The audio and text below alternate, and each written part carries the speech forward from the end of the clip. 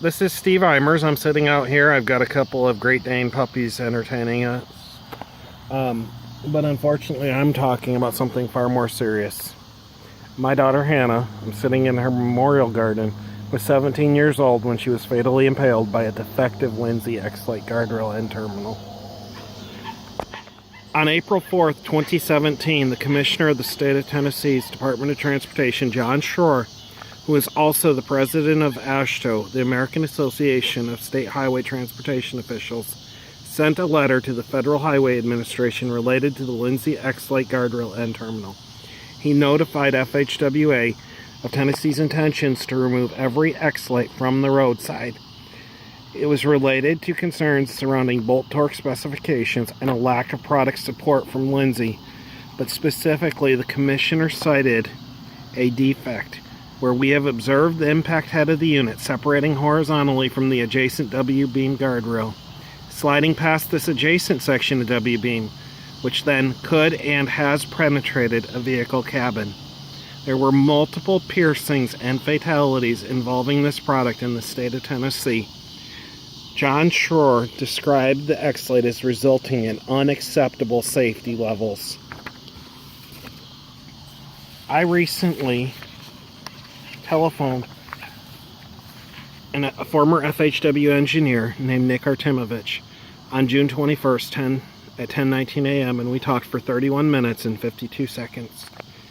Who is Nick Artemovich? He was a senior level FHWA engineer who was responsible for the issuance of several hundred, over 500 letters of eligibility while he was at FHWA, including letter CC 120, which approved the X-lite for use. This is a Lifetime Achievement Award that Nick won. Nick told me that while the Federal Highway Administration was looking at concerns related to another product they incidentally discovered in Missouri, very, very poor performance involving the X-lite. At that time, FHWA notified MoDOT that they needed to follow up with the Lindsay Corporation, and unless the X-lite was hit head-on, was performing very poorly. But in particular, if the vehicle had left the roadway and was attempting re-entry, the performance was very, very bad. This led me to file a FOIA request with the Federal Highway Administration, and what I discovered validated everything that Nick told me. Most alarming, though, was that Federal Highway, the Missouri Department of Transportation, and specifically the Lindsay Corporation knew about the Schroer defect more than 18 months before Commissioner Schroer's letter to FHWA, and they did nothing. This is more than a year before my daughter Hannah was killed by a defective guardrail end called X-lite. And here you see the first piece of the rail went right over the top of the second. This is the Lindsay Corporation describing this accident in Missouri. They then say the positive, though, is that typically the rail falls to the ground and it greatly minimizes any chance of spearing. Unfortunately, not everyone gets that typical response. Here's an email from June 29th, 2016, the same day that two people in Tennessee, Lauren Butel and Jacob Davison, were fatally impaled when it did not fall to the ground. Instead, it tore through their vehicle, ending their lives. Anna Eigen describes this as extraordinary images. And she refers to the meeting on June 30th and on the 24th of May, 2016, where the X-lite concerns were discussed. FHWA wanted to discuss follow-up action by Lindsay or MoDOT when time allowed. And Federal Highway notified the Missouri Department of Transportation of the failed VDOT independent crash testing. So, was there evidence of the Schroer defect? Well, one, we see there was, but in the FHWA ISPE, here's one in Loma Linda, California, where the rail 1 went past rail 2. In this fatal incident in Massachusetts, the vehicle rolled over and Rail 1 went past Rail 2.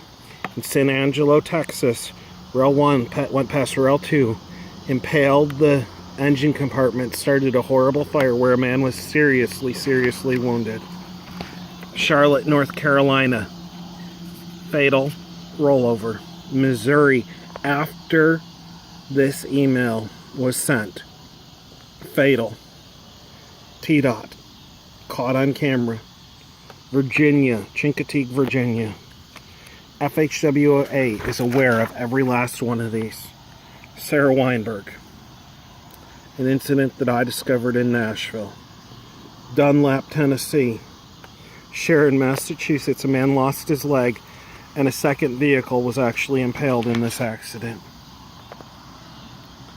Tennessee, traumatic amputation. South Carolina, fatal impalement. South Carolina, critical maiming injury. Pennsylvania, Rail 1 past Rail 2, critical injuries. Laredo, Texas, double fatal piercing, a third critical maiming. Jasper County, South Carolina, the shear bolts failed to break, fatal rollover. West Springfield, Massachusetts, suspected fatal piercing, confirmed X-lite fatal. Gloucester, Rhode Island, shear bolts failed to break, rollover, fatal. Londonderry, New Hampshire, X-lite fatal, confirmed. Lubbock, Texas, Rail 1 past Rail 2. West Springfield, Massachusetts, this is actually 2 X-lites, and both went past Rail 1 and Rail 2. And there were very serious critical injuries. Danvers, Massachusetts, rollover, injuries, rail kink, all of these FHWA is aware of. Rail 1, Rail 2, device head. Charlotte, North Carolina, rollover, fatal. Here's another one. Piercing, Tyngsboro, Massachusetts, in the FHWA study, the Schroer defect. Boston, Massachusetts, traumatic amputation, not in the FHWA study, but I found it. Fall River, Massachusetts, fatal. Rail 1 past Rail 2, not in the FHWA study. Richmond, Virginia, Rail 1 past Rail 2. Again, more in Richmond. Wilmington, Massachusetts, Chelmsford, Massachusetts, Fairfax, Virginia, Richmond, Virginia, Ashland, Virginia, Richmond, Virginia, Hampton Roads, Virginia, Hampton Roads, Lexington, Massachusetts, critical injuries, Tyngsboro, Massachusetts. Again, more and more and more and more and more, and FHWA is aware of every single one of these. There's at least 40 more similar to this. It's 25 piercing incidents. The FHWA has failed to act when they knew this was a very serious problem as early as September of 2015. It's beyond unconscionable. This is a complete dereliction of duty, professional misconduct, and they have enabled a deadly criminal malice that the Lindsay Corporation has inflicted upon at least 33 families across the United States. Thank you.